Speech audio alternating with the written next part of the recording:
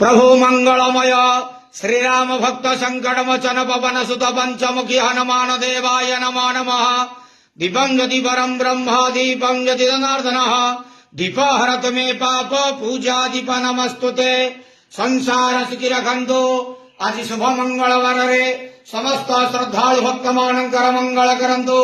कर्म चतुर्नदि करंतु। मनस्कामना पूर्ण करंतु। ग्रहरिष्ट खंडन करंतु। जगतर मंगल करंतु। विश्वर कल्याण करंतु। आपण नाम प्रकाश करंतु। शिव करडाक श्रवण करंतु। प्रभु पंचमुखी हनुमान देवाय नमो नमः।